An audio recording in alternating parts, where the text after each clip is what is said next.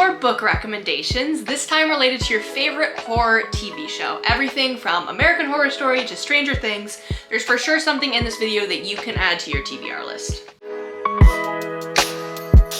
So I love horror television and I wish that they would produce more of it. There's tons of horror movies, but I just feel like there's a severe lack of good quality horror television show right now, and really just in general.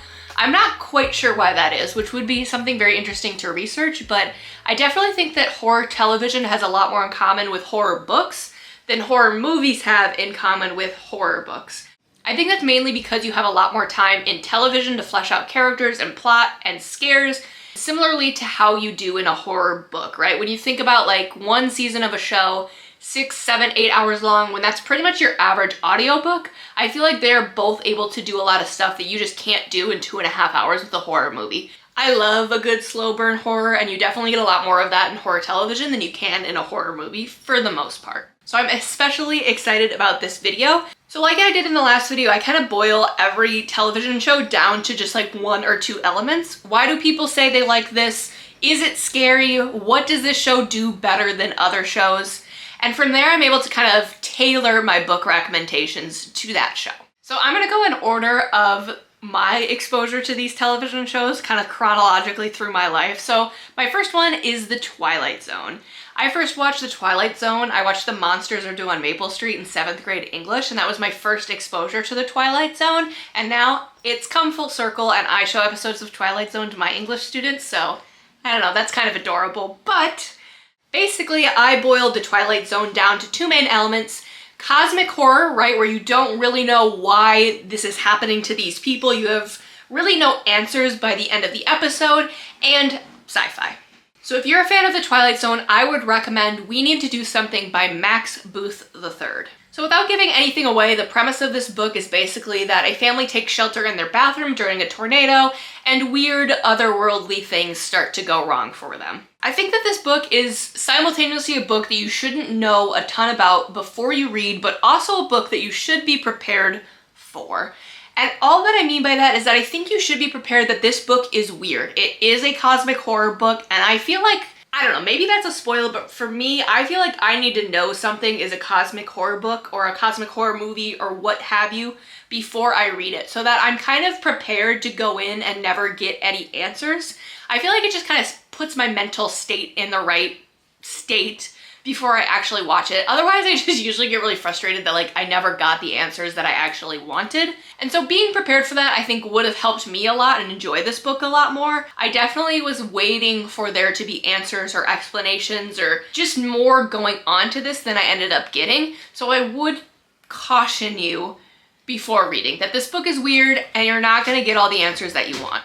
Now, in middle school, American Horror Story premiered, and I started watching this show with my mom the first season, which is kind of crazy thinking about it now, like watching this as a middle schooler with your parent. So for this one, I just classified American Horror Story as just dark. So that first one is Brother by Anaya Elborn.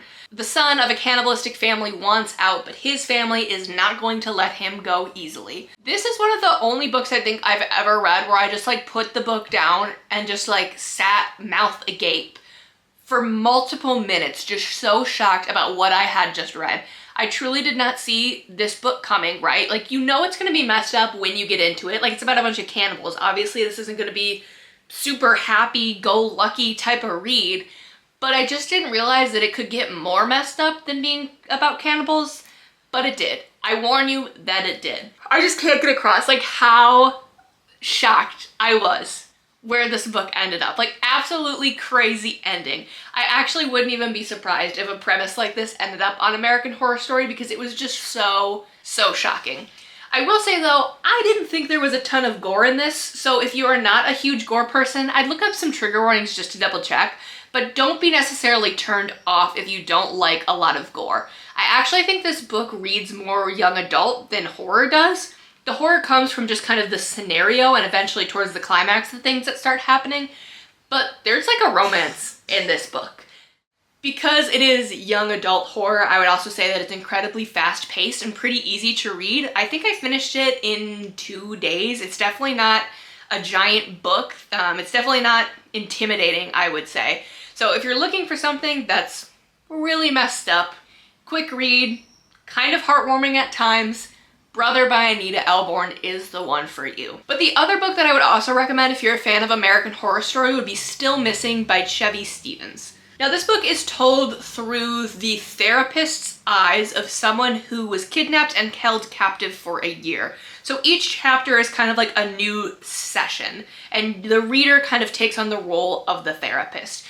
So not only is that premise really messed up on its own, being kidnapped out of your own bed, abducted for a year, but it gets worse, which is again kind of like Brother. You wouldn't assume that based on that premise it can get more messed up than that. Not only what happens to her there, but also the story of her present day life.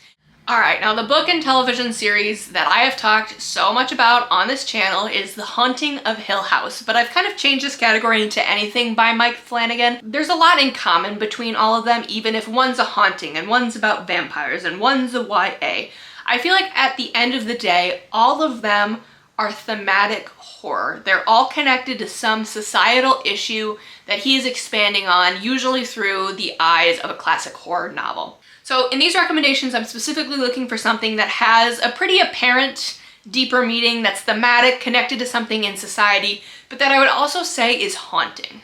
There are scary moments in Mike Flanagan's shows, but I think what people really are drawn to is the dramatic, emotional moments between the characters. And I think that's what sets it apart from even any of the horror television shows on this list. So I have two books to recommend for this one. The first one is All the Sinners Bleed by S.A. Cosby. This book is about a black sheriff, a serial killer, and a town on the verge of exploding.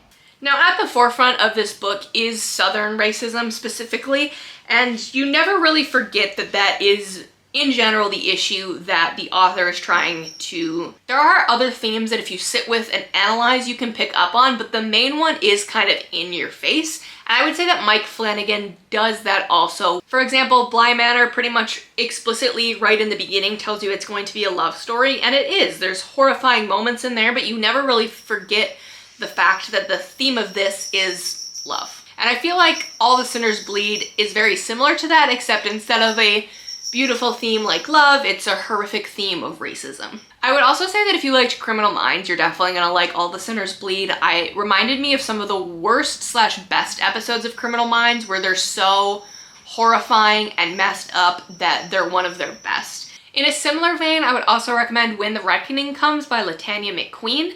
This book is about a wedding set on a slave plantation and the ghosts of said slaves ready to take their revenge.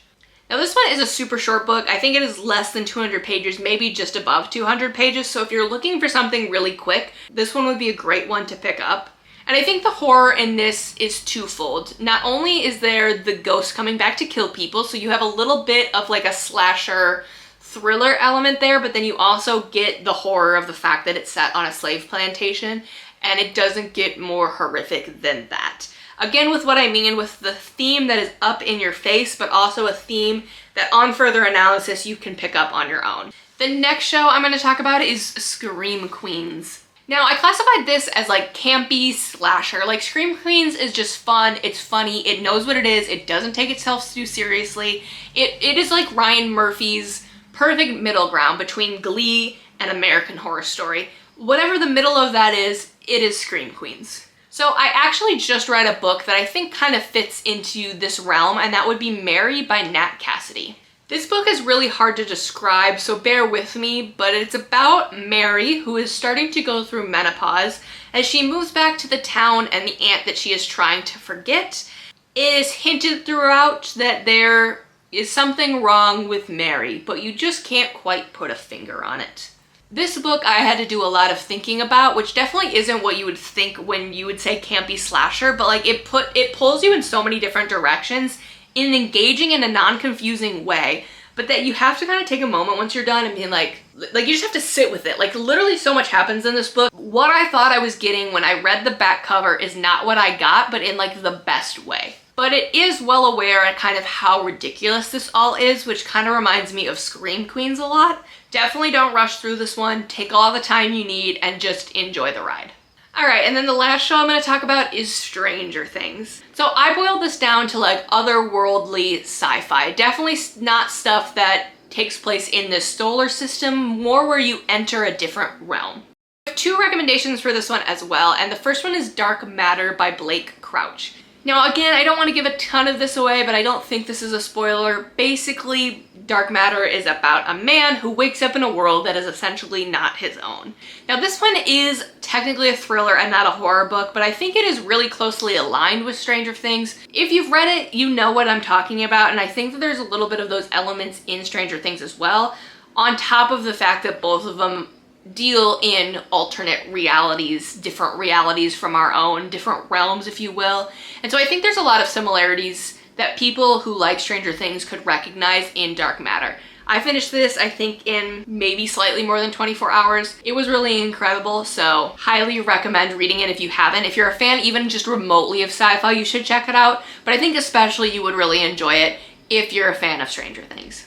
And then the otherworldly sci-fi book that I've talked about on this channel before is Mr. Magic by Kiersten White. Now in this book, former child stars reunite to film a reunion podcast and things go wrong, to say the least. This also is a book that's really hard to explain without giving spoilers, and so you just kind of have to trust me that this fits in similar veins of Stranger Things.